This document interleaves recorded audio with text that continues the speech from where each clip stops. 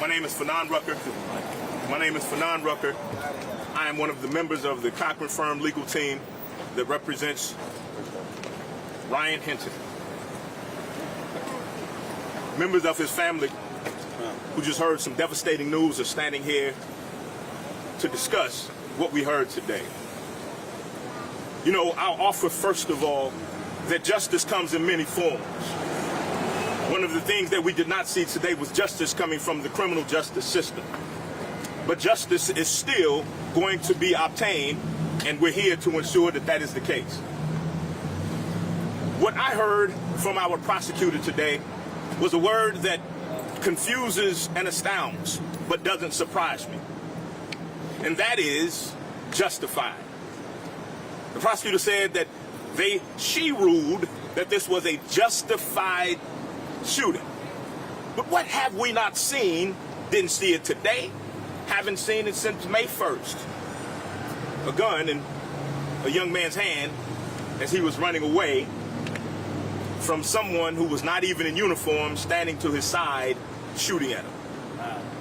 We saw today in a press conference slow down shots to justify what our eyes didn't tell us we saw. How was that justified? What we saw in the press conference today was conversation about a young man who with his friends were somewhere in Kentucky beforehand and what he was wearing at another time. What have we heard about the officer whose words we're taking as credible in this instance? All I heard were letters referring to people's names, including someone who took the life of another person. Justified? That's not our position. And that's certainly not the family's position. What we know is when we talk about our court system, the most important piece when it comes to obtaining justice is the credibility of those involved. Credibility comes when we look at physical evidence like videos and still shots and body-worn camera. Credibility is established when you look at the records of those who were giving statements. What is the record of the primary officer here who pulled the trigger and shot, as the chief said, in the chest when we know it wasn't the chest, it was the side? What is that officer's background? We know it. And we know his jacket with the Citizens Complaint Authority and with internal investigations is not empty.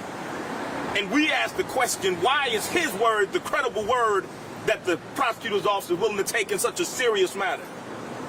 We don't think it should be. And we express to you today that justice will be obtained. Two of the things that we want to press today about what the prosecutor did. First of all, we obviously disagree with the idea that this was justified. Second of all, there are neighboring jurisdictions who take every serious police case, shooting, homicide, to the grand jury, to let citizens look at the evidence and make a decision whether charges are appropriate. For the prosecutor's office to unilaterally decide based on the reading of the facts and based on the reading of the law that they shouldn't even present this should have been presented to the grand jury. In 2020, after George Floyd was murdered, Governor DeWine proposed several amendments to our state law policies.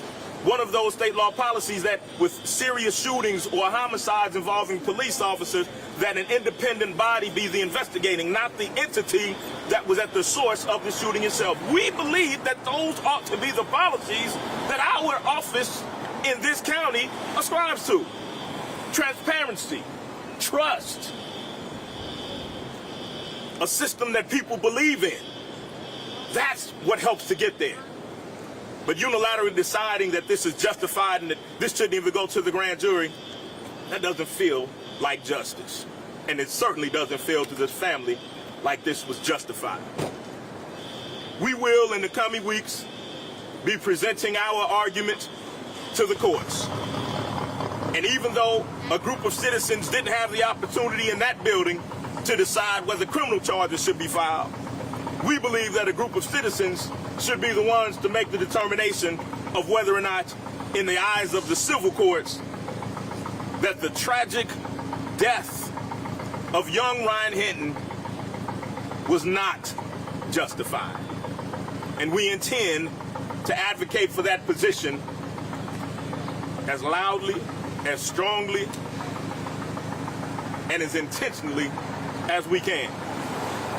I believe there's one voice that would like to be heard. Since it's raining, I'll ask them to come on up quickly. You do want to? This is the voice that you've heard before. This is Ryan Hinton's brother, cousin. That's what I said. It's his cousin. He's been at the other press conferences, and he does have a brief word that he'd like to offer. Yeah, I just, like I said, like he said, I'm his cousin. I'm Marlon. Ryan, my little cousin. I just want to say, Ryan, we miss you. We love you down here. We all miss you and love you, man. Like, what do you know, bro? I just want to say, the prosecutor, whatever she said or what all she said, I just feel like was a complete joke. I mean, we all seen Ryan running, man. How can you be threatened by somebody running? I don't understand it. But yeah, I ain't gonna really say too much. I just want to tell my cousin I miss him, man. That's all. Mr. Rucker, you implied that you know the officer's name, and talk more about how do you know that his jacket has some marks? We've been investigating this case since May the 1st. We have access to a lot of information that has not been made public. In fact, all I heard today was letters referring to police officers' names. We know the names, and we know their histories, and we know that their credibility should not be accepted simply because they made statements, this one in particular, about what happened. And we intend to put that before a group of citizens who can help to make that determination, because credibility is extremely important. You reference the courts, or you apply, will there be a civil suit, or how do you approach Absolutely. that? Absolutely.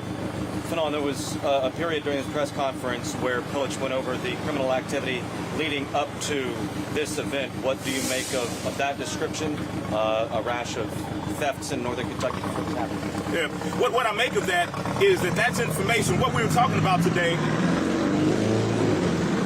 is whether the officer was justified in the moment that he pulled the trigger and pulling the trigger. So the question is not what was going on in the last century, last week, an hour before, the day before, but what was going on at the time. He had no idea about any of that stuff. So why was it relevant to castigate and to denigrate this young man in this press conference today? Because it had nothing to do with the officer's decision.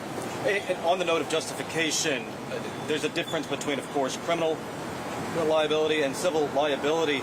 Tell me why you think that somebody could be civilly liable in this case. O.J. Simpson. That's the example I use all the time.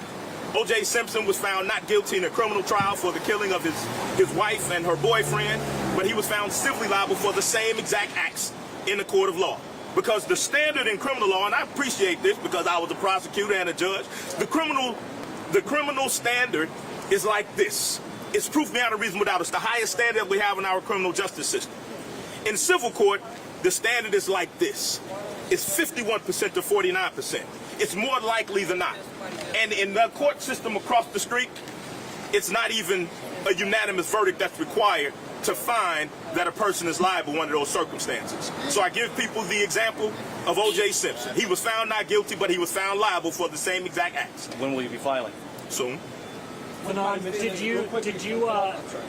you mention that you believe the officer who fired the shots was not in uniform? That's correct. These were, and the chief admitted it in a prior conversation, that he was not in uniform, that he was actually in non-uniform. He was an undercover officer with, as my understanding, with the particular unit that has its task of being a bit more aggressive in their apprehension of individuals. What do you believe a judge or jury will see in a civil case that will cause it to I think they'll see the law. I think they'll also see the standard that's required, and that's more likely than not that this was wrongful act, and we think that the outcome will be what justice requires. That's what we believe. Can you spell Marlon's name for us, please? Marlon? Marlyn. Thank you. Same last name? Howard. Thank you. And Mr. Rucker, real quickly, you may have said this, and I'm sorry that I didn't quite catch it. Is it correct to say you would have preferred she had taken this case to the grand jury, and can you discuss whether that's true or not? Or I'm sorry, I don't mean to put words in your mouth. Yes, that's absolutely true. Why? Well, whenever we have serious incidences involving the police and the community,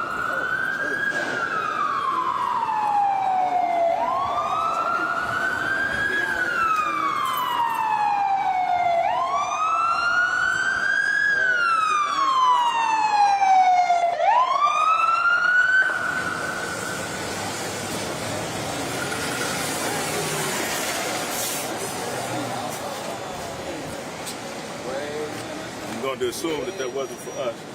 The grand jury question. I'm sorry. Yeah, the grand jury. So, again, there are neighboring counties that's their policy. That anytime there is a critical incident involving law enforcement and citizens, it's taken to the grand jury. Let a group of citizens, voting citizens who are registered to vote, receive the information, take a look at the evidence, understand what the law is, and let them make the decision whether or not charges are appropriate with the appropriate instruction. It's more transparent. It's cleaner. It helps to build trust, and I think it's a great policy. And she indicated that she considered that, but she just thinks that she moves differently. I won't be critical of our prosecutor in this role that she's in, as we know that she was recently elected to this role. But the finer actions of neighboring jurisdictions should be strongly considered and should be taken, especially when they help promote transparency and trust in the system that people don't always trust or believe is transparent. You talk about her recently being elected to this position. Do you feel this move not to bring it to a grand jury was a political one? I won't dig into the mind of our prosecutor. As someone, I've known her since law school. I think that she has good intentions and good purpose in what she does as our prosecutor. So I won't suggest that any decision that's been made in any of these cases was about politics. What I will suggest is that best practices, and as you all know, I was in the running for that position, and so I looked at a bunch of different policies that our office would run much more smoothly. And I think that that's one that would help to build transparency and trust in the system if all of those types of cases went to the grand jury before a group of citizens. A jury is a group of citizens. So let's take it to the grand jury and let the citizens decide. At least then we won't be complaining about the fact that a single person made the decision that this was justified. Can you tell us today the specific months that I cannot. I mean, I know them, but I'm not going to do that here. I'll leave that for the lawsuit. Well, thank you. Thank you all.